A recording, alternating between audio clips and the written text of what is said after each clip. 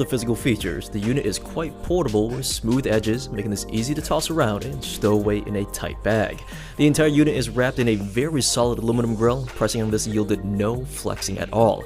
Now there's two drivers that I can see on the front here, but there's nothing on the rear despite again being wrapped all the way around in aluminum, and no sound comes out the rear just to clear that up. Now on the bottom and the top is a matte finish which looks simple yet classy.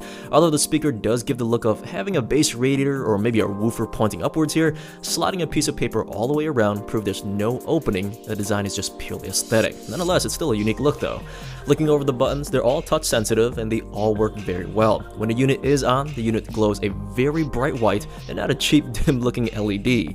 The top left is your mode selector to enable Bluetooth, switch to the 3.5mm physical cord, or use a micro SD card slot, which I'll show you later. Now the right is pause and play with disconnecting the speaker if you use this as a speaker phone. And the bottom two are for skipping songs left and right, and that blue ring in the middle here is also touch sensitive. It's a volume dial which worked perfectly fine. Just rotate your finger here. Now rotating to the rear, there's your on and off switch with a 3.5mm port to physically connect your device, a TF card slot, which is the acronym for Trans Flash, which SanDisk stopped using that name a while ago, but micro SD card slides basically right into this and plays music off of that. And last is a micro USB port for charging the device. Now there's no wall adapter, so you do have to use an existing USB port like on a computer or maybe a power bank.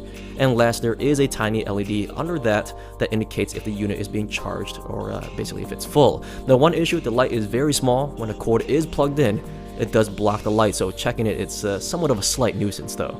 Now regarding battery life, the soundbox is claiming up to 12 hours of battery life in general. Like all my Bluetooth speakers I test, I did leave this on at 50% volume from a full battery to dead, and I personally achieved 14 hours and then I just stopped. Now regarding range, I did walk from one side of the house to the other, went downstairs, and had the signal pass through several walls with my Samsung S7, and no problems at all. That's about 40 linear feet.